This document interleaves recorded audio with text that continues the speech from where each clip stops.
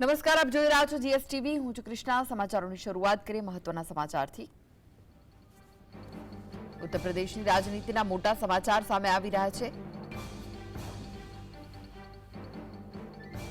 અખિલેશ યાદવ લોકસભાની ચૂંટણી લડી શકે છે।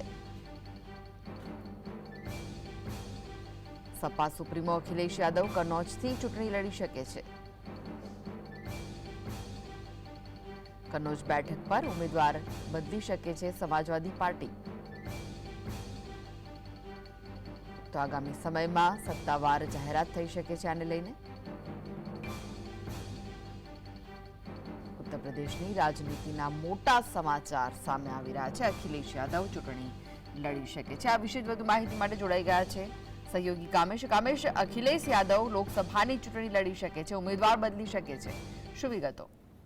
બિલકુલ કૃષ્ણ, આપને જણાવી દઉં કે સમાજવાદી પાર્ટી લોકસભા ચૂંટણી લઈને હવે કહી શકાય કે એક બાદ એક સતર્કતાના પગલાં લઈ રહી છે। કેટલીક સીટો પર જે ઉમેદવારોને નામની જે જાહેરાત કરવામાં આવી ત્યારબાદ કેટલાક ઉમેદવારો બદલવામાં આવ્યા હતા, જેને લઈને લોકસભાની ચૂંટણીમાં યુપીની જો વાત કરવામાં આવે તો ચર્ચાઓનો દોર યથાવત રહ્યો હતો। અગાઉની જો વાત કરવામાં આવે તો 22મી એપ્રિલે સમાજવાદી પાર્ટીએ જે પોતાને જે ઉમેદવારોની જે યાદી જાહેર કરી હતી ને તેમાં મહત્વપૂર્ણ બાબત એ હતી એ લિસ્ટમાં કે 2 ઉમેદવારો જે હતા તેની વાત કરવામાં આવે તો ખાસ કરીને કન્નૌજ સીટ ઉપરથી જે સમાજવાદી પાર્ટીના અધ્યક્ષ જે અખિલેશ યાદવ છે તેમણે પોતાના જ પરિવારના સભ્ય અને લાલુ પ્રસાદ યાદવના જે જમાઈ છે તેજ પ્રતાપ યાદવને મેદાને ઉતાર્યા હતા।